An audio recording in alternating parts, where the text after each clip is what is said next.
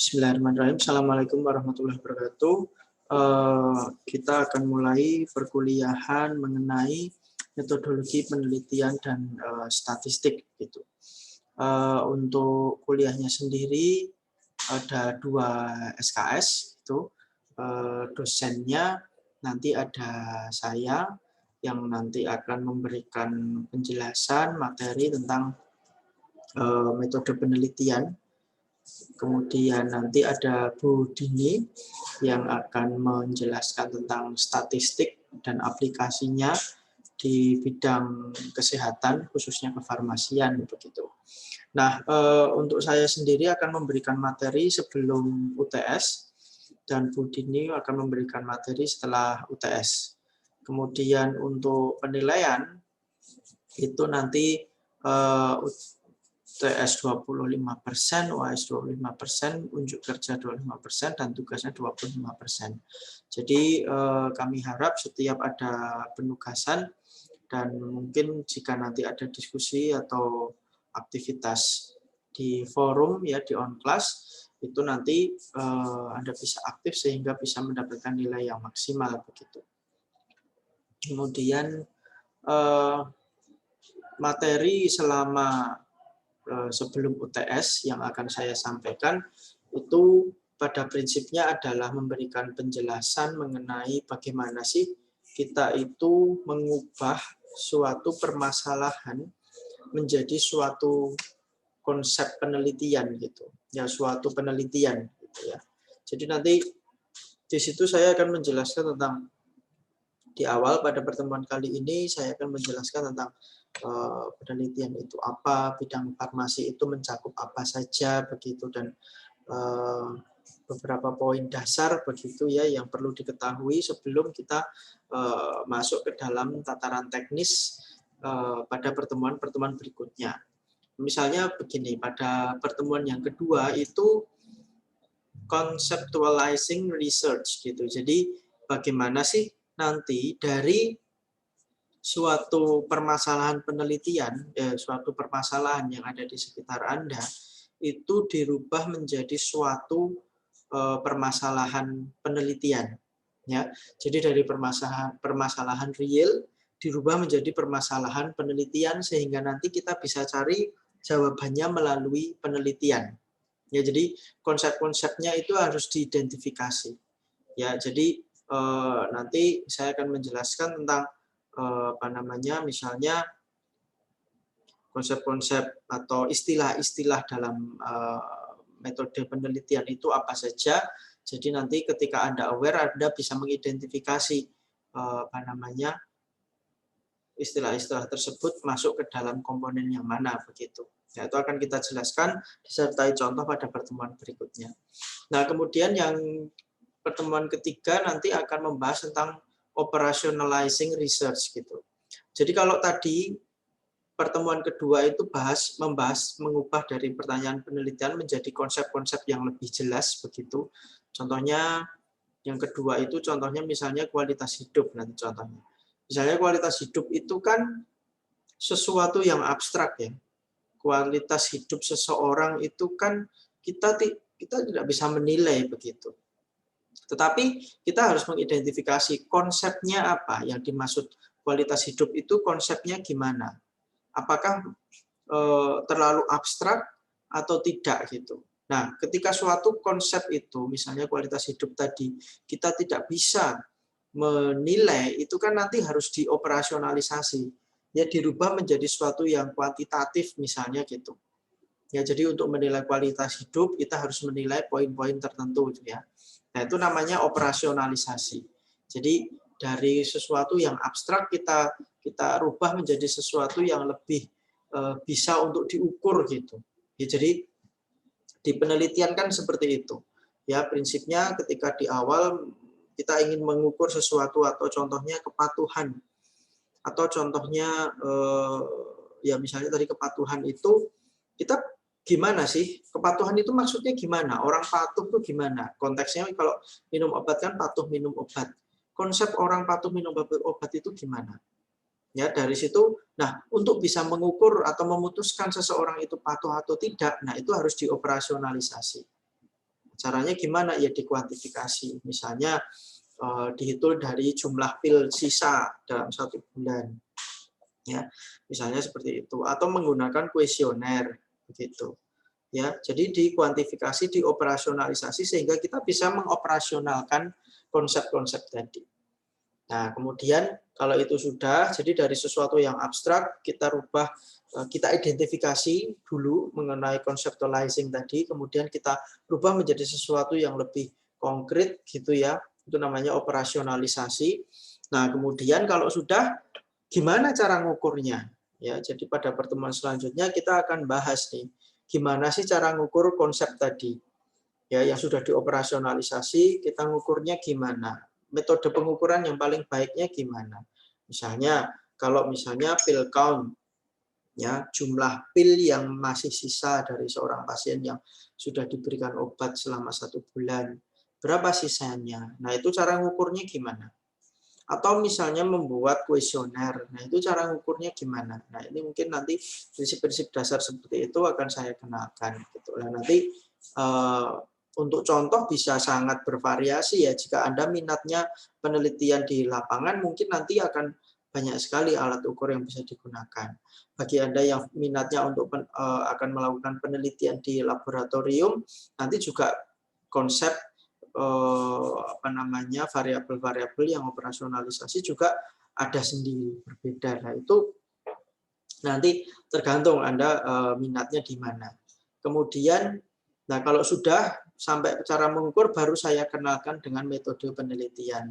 Metode penelitian itu dibagi menjadi 2, yaitu eksperimental dan non-eksperimental atau observasional.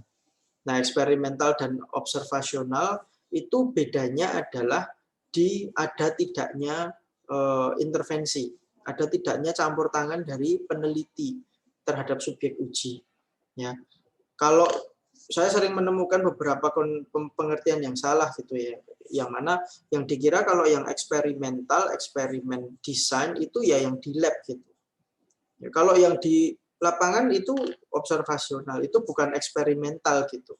Padahal tidak.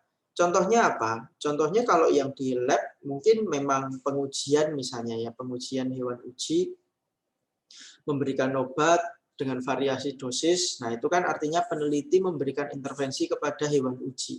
Nah, itu termasuk eksperimen. Nah, contohnya kalau di lapangan yang eksperimen gimana? Ya misalnya uji klinik. Ya uji klinik itu kan pasien dengan sengaja diberi obat oleh peneliti. Ya peneliti mungkin diwakili oleh dokter misalnya gitu.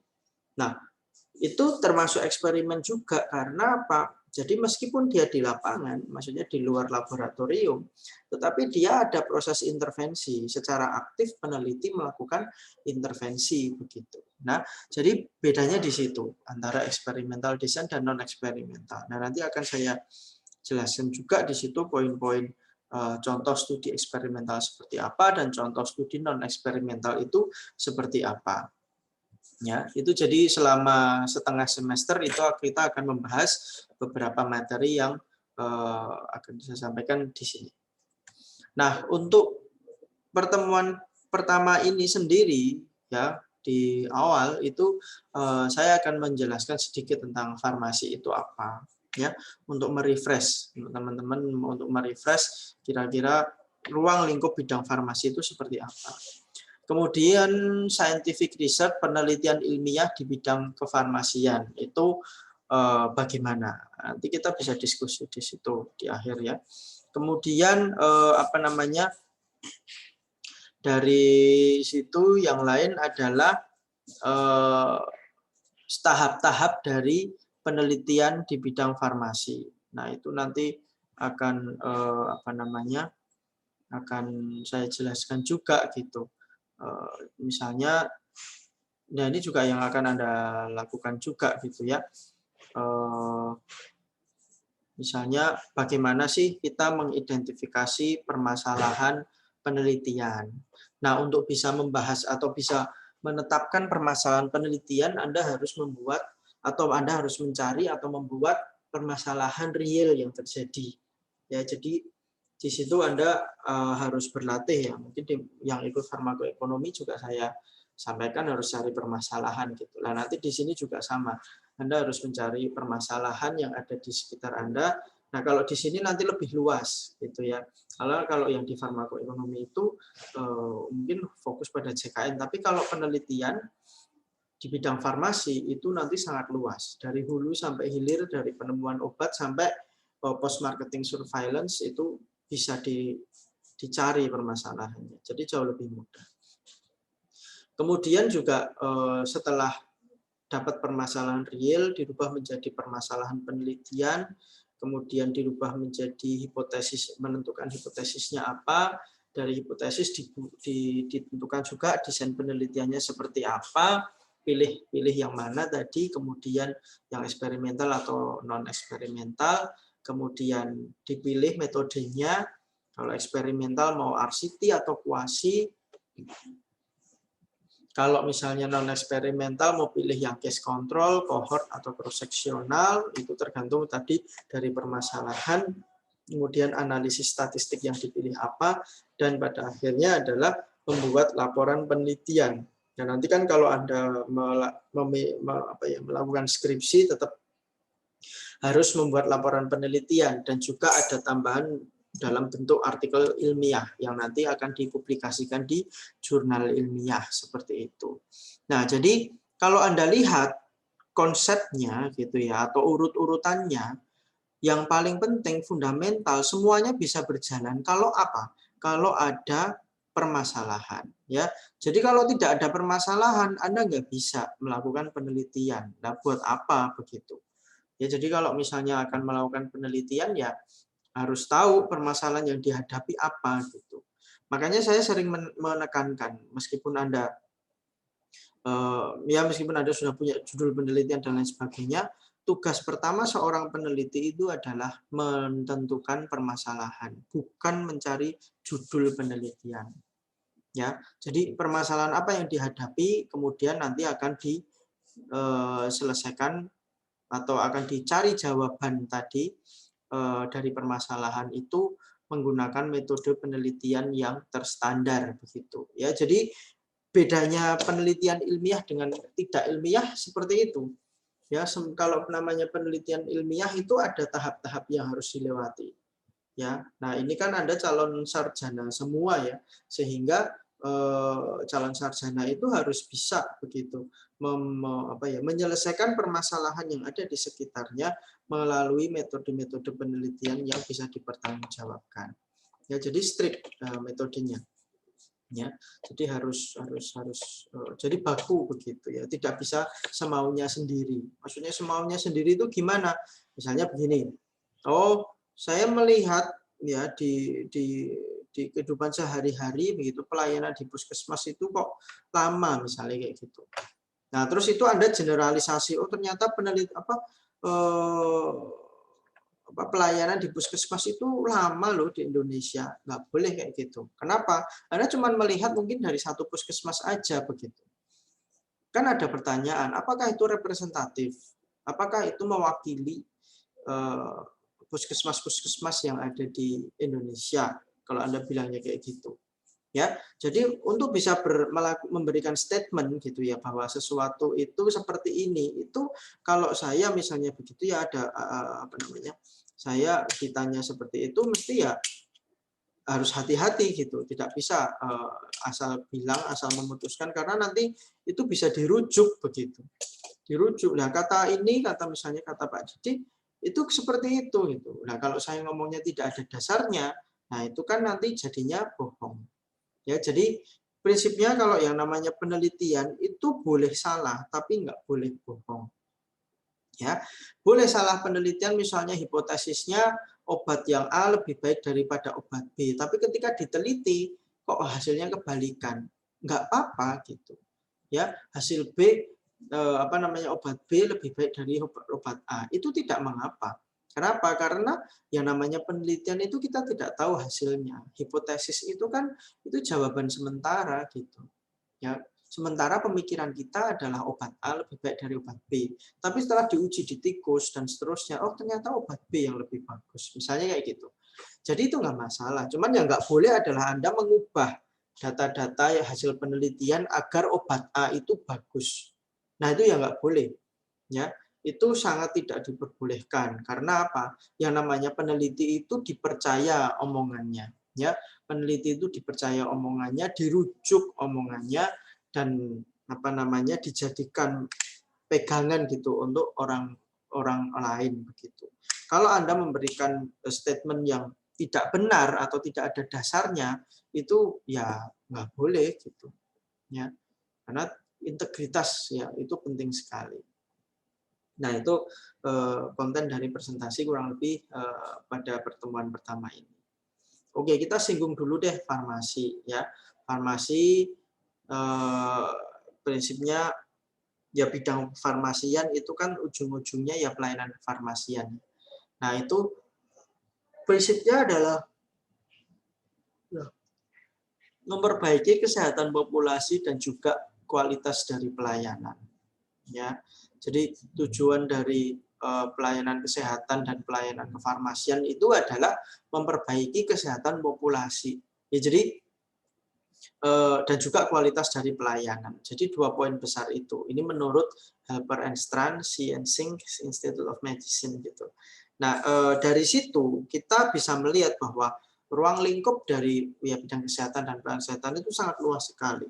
Nah, oleh karena itu kita perlu mengawinkan begitu ya tentang tujuan tadi dengan keahlian dari seorang farmasis gitu. Nah, apoteker atau farmasis itu bisa apa sih? Sebetulnya berkompeten di bidang apa sih gitu. Ya. Jadi tentunya farmasi itu atau seorang apoteker itu dicetak atau diproduksi begitu ya. Itu agar berkompeten dalam banyak hal gitu. Dimulai dari proses drug discovery ya. Dari drug discovery, dari penemuan obat. Nah, yang menemukan obat siapa? Yang tahu struktur kimia dan aktivitasnya. Jadi struktur dan aktivitas itu kan orang farmasi. Ya, kalau misalnya di bidang kedokteran, dokter tahu bahwa obat ini kalau digunakan efeknya seperti ini, gitu. Ya berdasarkan pengalaman atau hasil penelitian. Tetapi yang mengotak-atik struktur kimia begitu ya, yang dari struktur yang sudah ada, misalnya kaptopril diotak-atik strukturnya menjadi lisinopril begitu. Efeknya bedanya apa? Misalnya untuk menghilangkan efek samping batuknya dari kaptopril karena yang terkenal kan batuk kering ya dari kaptopril. Nah, itu perlu dirubah strukturnya. Yang bisa seperti itu siapa? Ya farmasis, ya apoteker begitu. Ya. Nah, oleh karena itu drug discovery itu penemuan itu harusnya memang menjadi tanggung jawab dan ruang lingkup dari seorang farmasis atau apoteker.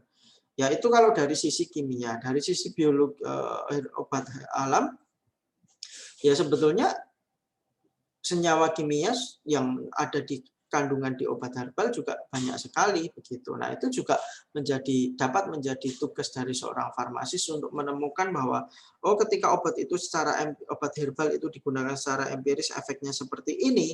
Oh berarti bagaimana nih biar obat tersebut bisa diproduksi dan juga bisa memberikan manfaat begitu.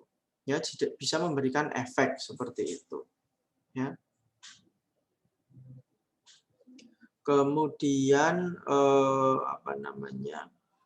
yaitu penemuan obat ya. Jadi menemukan baik dari sintesis ya sintesis senyawa kimia ataupun ekstraksi dari bahan alam itu sudah menjadi tanggung jawabnya farmasis, ruang lingkup dari pekerjaannya farmasis. Yang kedua adalah pengembangan obat. Nah, kalau sudah ketemu nih senyawa aktifnya yang dicurigai ya yang berpotensi bisa digunakan sebagai obat, kemudian dikembangkan drug development ya, pengembangan obat. Apakah mau dibuat tablet? Tablet pun ada tablet salut, atau tablet biasa, tablet kempa atau tablet yang seperti apa. Nah, itu yang menguasai siapa ilmunya? Ya farmasis gitu. Ya.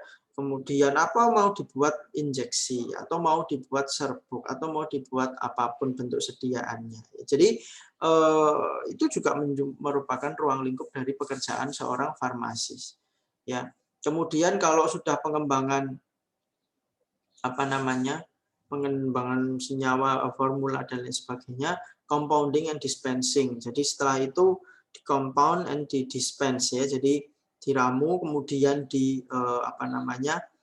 diberikan begitu, diberikan kepada pasien seperti itu. Nah, kemudian penelitian lain antara lain juga pharmaceutical care practice research ya. Ini sebetulnya termasuk juga di uji klinik ya. Di compounding juga masuk ya. Di uji klinik itu misalnya jadi pelayanan farmasan itu sangat luas. Intinya pelayanan yang berorientasi kepada pasien seperti itu ya. Jadi kalau misalnya pasien-pasien tersebut diberikan pelayanan oleh apoteker berkaitan dengan obat, itu termasuk praktek pelayanan kefarmasian. Ya. Nah, di sini penelitian-penelitian setelah obat itu misalnya obat herbal sudah selesai uji prakliniknya, dilanjutkan ke uji klinik. Nah, itu di sini termasuk juga penelitian-penelitian seperti itu. Gitu ya. Jadi uji klinik 1, 2, 3 itu juga perlu dikuasai oleh seorang apoteker. Nah, yang terakhir ketika praktek pelayanan kefarmasian, sebelum yang terakhir mungkin contoh lain dari praktek pelayanan kefarmasian itu adalah misalnya begini, perlu tidaknya apoteker untuk masuk bangsal gitu, ya perlu tidaknya. Jadi perlu diteliti, kira-kira bangsal-bangsal yang mana apoteker itu masuk ke dalamnya, maksudnya melakukan visite, itu bagaimana performanya. Secara klinis ada perbaikan atau ada nilai tambah enggak? Gitu. Kalau misalnya tidak ada nilai tambah, ya ngapain farmasis harus masuk ke bangsal gitu. Nah, oleh karena itu, tapi kan secara teori memang perlu gitu ya apoteker itu masuk bangsal dan memang disarankan gitu di negara-negara maju sudah seperti itu. Nah, itu perlu diteliti ya. Jadi kalau nanti Anda ingin meneliti seperti itu juga memungkinkan gitu. Nah, seperti itu ya. Jadi praktek apotekernya juga bisa diteliti. Kemudian yang terakhir adalah yaitu kalau misalnya penggunaan obatnya dievaluasi, pola penggunaan obatnya, pola efek sampingnya, pola kemanjurannya, ya di populasi itu dievaluasi, diteliti, itu masuk dalam farmakoepidemiologi. Jadi farmasis itu sangat luas sekali ya, dari menemukan obat, formula, compounding, dispensing, uji klinik, prakteknya apoteker, ya praktek pelayanan farmasian, dan juga evaluasi penggunaan obat di populasi melalui farmakoepidemiologi itu juga menjadi ruang lingkup dari seorang farmasis ya, ruang lingkup tanggung jawab dari seorang farmasis. Nah, kalau Anda lihat ya dari tadi pekerjaan-pekerjaannya, ini kan bisa kelihatan dari proses ini. Pertama discovery. Discovery itu bisa mungkin nemu sampai ribuan senyawa. Kalau ya dari ribuan senyawa kemudian kalau di uji klinik mungkin bisa turun karena sebagian besar ternyata tidak cocok gitu, tidak berefek. Ya kalau misalnya sudah oke ya mungkin ribuan dari senyawa yang sudah di screening. Ketika diuji preklinis ternyata tinggal turunnya banyak di angka ratusan. Nah, kalau udah preklinik farmakologi itu efek di hewan uji, kemudian efek ini kalau ini keamanan di hewan uji itu kemudian itu mungkin sudah berkurang banyak. Nah, kemudian di pasien ya di orang uji klinik fase 1, fase 2, nah itu berkurang lagi ya. Berkurang lagi hingga dari yang namanya senyawa itu ribuan mungkin yang jadi produk hanya 1 atau 2 begitu. Nah, ini sebetulnya belum selesai ketika obat sudah dijual itu ada yang namanya uji klinik fase 4 ya yang tadi farmakoepidemiologi tadi. Nah, kalau misalnya kita lihat kalau tadi kan pekerjaan farmasi, saya menyampaikan misalnya begini, saya menyampaikan ini itu agar Anda nanti bisa melihat kira-kira permasalahannya ada di mana ya. Gitu. Ya permasalahan-permasalahan ada di mana sehingga nanti Anda bisa memilih salah satu permasalahan itu untuk menjadi topik yang akan Anda bahas. Gitu. Nah, selain itu juga kalau kita lihat dari patient care proses pelayanan pasien dari seorang farmasis itu merupakan suatu siklus yang tidak bisa berhenti. Kenapa? Karena improvement itu kan never ending activities ya.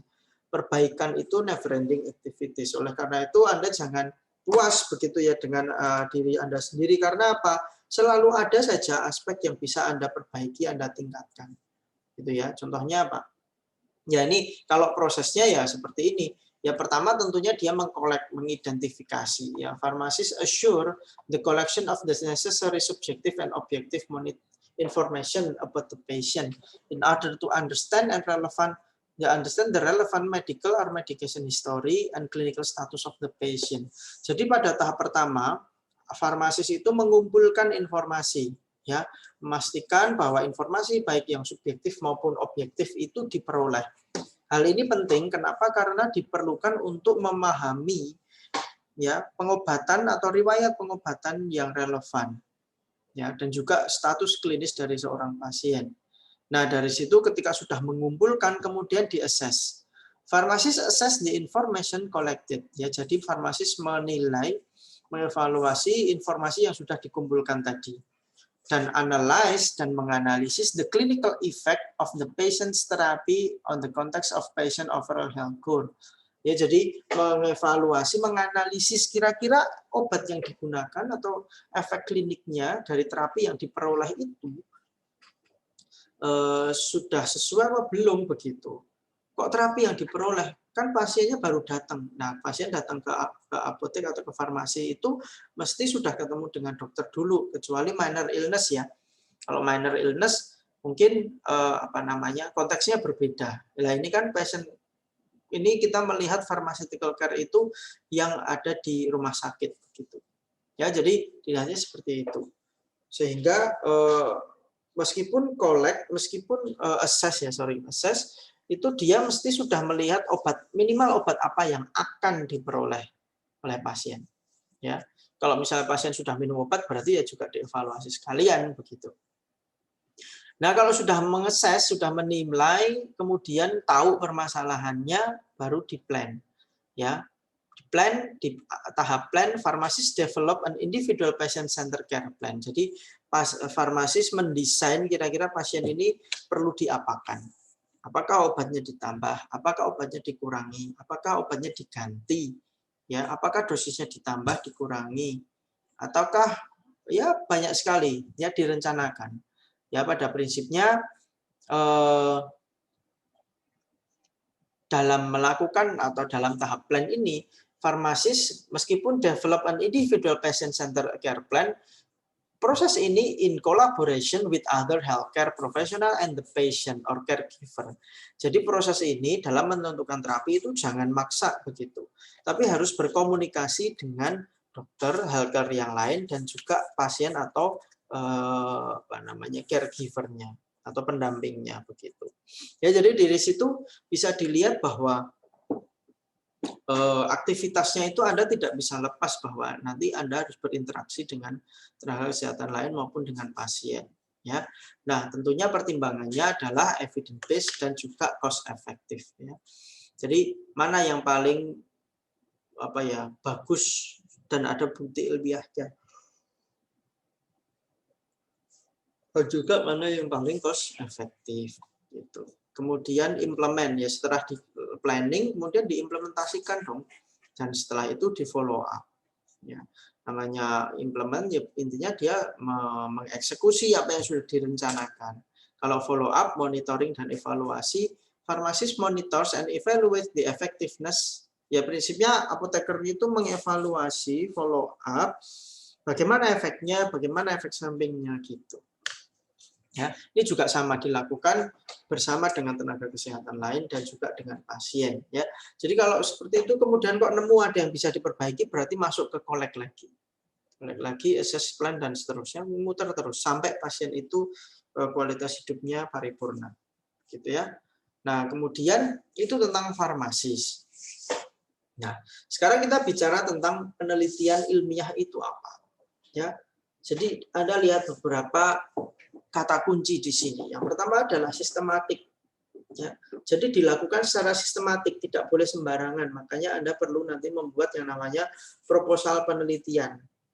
Ya, jadi dibuat secara sistematik. Kemudian kontrol, ya terkontrol, kemudian empiris dan juga melibatkan critical investigation, ya investigasi, mengumpulkan data, meneliti yang di-guide ya, yang dipandu, yang yang ada rambu-rambunya dari teori dan hipotesis ya. Dari suatu fenomena. Fenomena ini atau dengan kata lain adalah permasalahan yang Anda hadapi begitu. Nah, tujuannya apa sih scientific research ini? Untuk menghasilkan pengetahuan atau suatu informasi yang dapat menjelaskan suatu fenomena yang terjadi begitu. Ya, fenomena kan sangat luas ya, oleh karena itu pakai istilahnya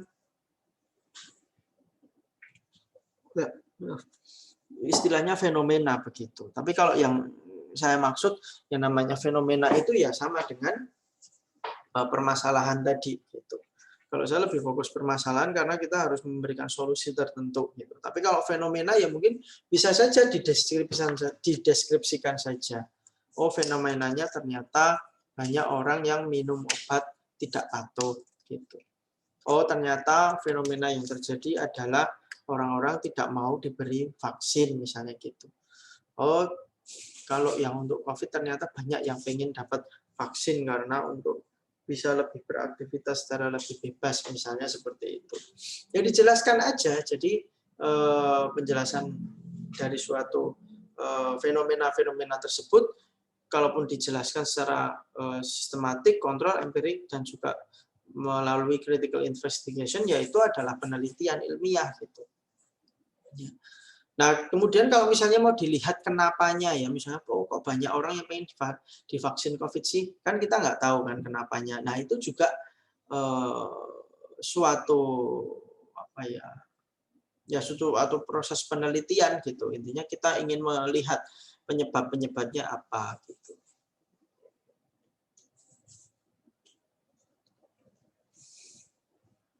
Ya, di information generated, suatu informasi yang dihasilkan oleh aktivitas penelitian biasanya digunakan untuk mengembangkan teori atau hukum.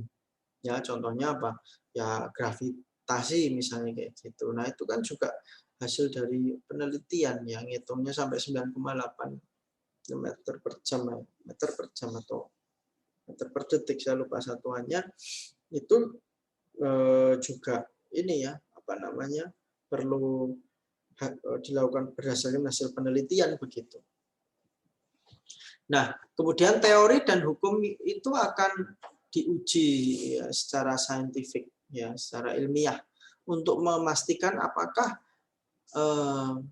memastikan applicability bisa nggak hasil penelitiannya itu diaplikasikan ya to observe phenomena across research areas and may then be revised to reflect a new body of knowledge. Ya, jadi suatu teori, misalnya ya teori apapun lah, ya teori itu bisa diuji gitu, boleh diuji.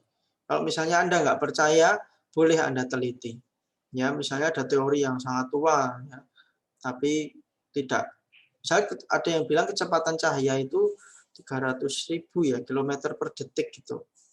Nah, itu Anda nggak percaya, Anda ingin menguji, itu benar nggak segitu? Ya silahkan gitu. Itu yang namanya pengujian ya terhadap teori atau hukum yang sudah dibuat. Ya, jadi seperti itu. Dan itu suatu proses yang normal gitu. Ketika nanti teorinya salah, ternyata diperbaiki oleh orang lain, ya nggak apa-apa gitu. Itu yang namanya ilmiah itu memang seperti itu gitu. Ya. Nah, kemudian prinsip dari penelitian ilmiah itu ada beberapa hal. Yang pertama adalah ada significant scientific question, ya. Jadi permasalahan-permasalahan itu dibuat menjadi suatu pertanyaan penelitian yang sangat spesifik dan penting gitu untuk diselesaikan. Ya, diselesaikan yang mana nanti itu memerlukan empirical investigation, perlu penelitian investigasi yang empiris. Ya, kemudian link research inquiry to relevant theory. Ya, jadi hasil penelitian itu ada hubungannya dengan teori. Ya, misalnya apa?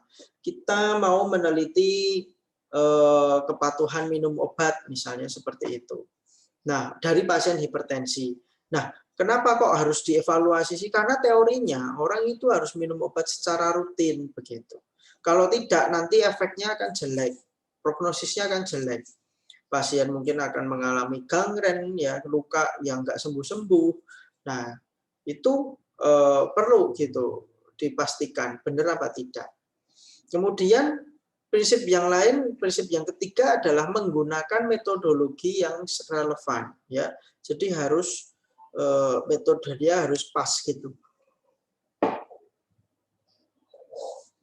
Selain itu menyediakan penjelasan yang koheren dan eksplisit. Ya. Jadi kenapa kok seperti ini? Kenapa kok seperti itu? Itu Anda harus bisa menjawab. Ya, kira-kira fenomenanya kenapa terjadi seperti itu harus bisa dijelaskan ya secara logis gitu. Kemudian yang selanjutnya adalah replicate and generalize across studies ya. Prinsipnya penelitian yang diperoleh itu harus bisa direplikasi. Nah, untuk bisa direplikasi berarti metodenya kan harus detail. Ya kan? Karena apa? Misalnya nih Anda ingin mereplikasi penelitian kakak kelas Anda yang sudah lulus. Nah, Anda untuk bisa melakukan penelitian itu kan berarti Anda harus tahu metodenya kan. Metodenya harus detail, ya enggak? Nah, itulah proses penelitian nanti Anda harus bikin proposal itu metodenya harus detail gitu. Agar bisa direplikasi oleh peneliti yang lain. Nah, kemudian yang selanjutnya adalah apa namanya? Hasil penelitian itu harus bisa digeneralisir, ya, bisa digeneralisir di populasi begitu. Ya meskipun dalam penelitian itu kan biasanya mengambilnya hanya sampel ya.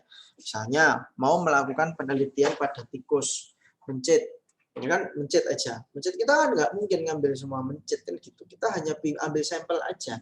5 per dosis atau 10 per dosis, nanti dikali berapa dosis, variasi dosis. Nah, nanti itu akan dianggap bisa digeneralisir gitu karena kriteria dari tikus yang diperoleh itu apa namanya tertentu begitu, ya. Kemudian apa namanya? Selanjutnya adalah menyediakan mekanisme untuk evaluasi ya, evaluasi secara saintifik ya. Oleh karena itu ini kontrolnya adalah dipublikasi di dalam bentuk artikel ilmiah. Jadi makanya kalau di Indonesia ini mau jadi sarjana, mau jadi magister, mau jadi dokter, itu harus mempublikasikan penelitiannya. Kenapa? Meskipun sudah diuji secara internal, tetapi kan tidak semua peneliti dan penguji ya di internal itu mempunyai atau apa ya? Mungkin ada sesuatu yang terlewat begitu. Nah, oleh karena itu perlu mekanisme untuk hasil penelitian itu dievaluasi begitu. Ya, dievaluasi oleh siapa? Ya oleh ahli yang lain gitu. Nah, oleh karena itu perlu yang namanya publikasi ilmiah tadi. Kenapa? Karena dalam proses publikasi ilmiah, misalnya Anda sudah bikin skripsi, sudah melakukan penelitian, Anda bikin laporan penelitian, laporan skripsi. Nah, langkah selanjutnya adalah Anda mempublikasikan, Anda membuat artikelnya, kemudian disubmit suatu jurnal. Nanti dari jurnal itu akan mengarahkan artikel yang Anda submit tadi kepada ahli yang sesuai dengan tema penelitian Anda. Misalnya, Anda meneliti tentang uji aktivitas suatu bahan alam, kan? Kemudian disubmit di jurnalnya Farmasi UMP. Nah, pengelola jurnal di Farmasi UMP itu akan menyerahkan artikel Anda kepada ahli-ahli, ya, peneliti aktif, ya, baik di dalam maupun di luar negeri, itu untuk menilai proses penelitiannya sudah bagus apa belum, hasilnya bagus apa tidak, bisa digeneralisir apa tidak. Ya, jadi ada mekanisme di dunia akademik, di dunia ilmiah itu ada bahwa kita itu bisa dievaluasi oleh ahli-ahli yang sesuai dengan bidang kita.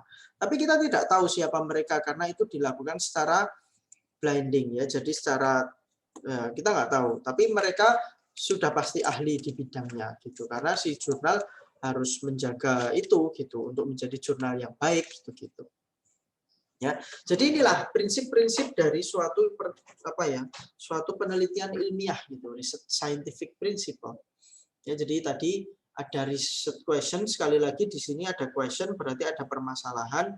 Jadi Anda bisa melihat seberapa penting permasalahan dari suatu seberapa penting adanya permasalahan ini pada suatu proses penelitian. Itu yang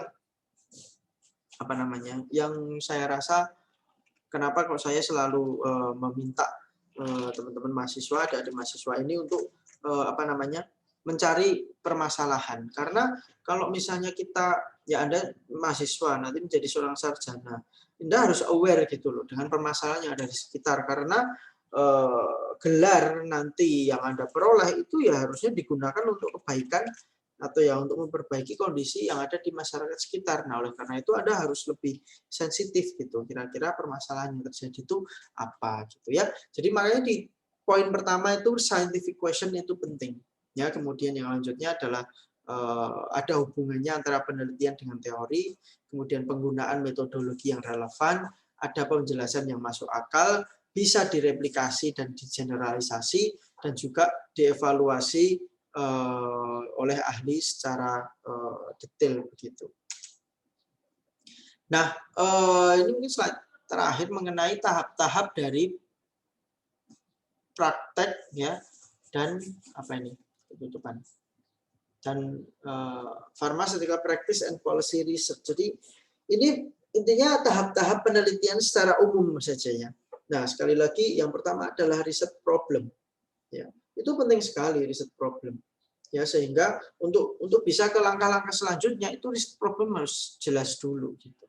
Makanya nanti dalam beberapa pertemuan ke depan kita akan membahas nih tentang riset problem. Sebelum Anda putuskan nanti akan meneliti dengan metode apa dan lain sebagainya.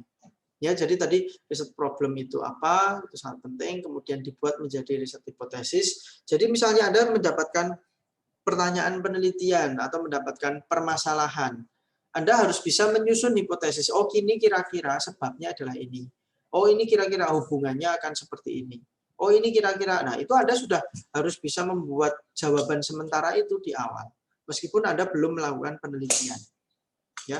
Kemudian selanjutnya kalau sudah punya hipotesis, ditentukan riset desainnya, kemudian riset metodologi, analisis statistik, dan juga report. Bikin report, dipublikasikan.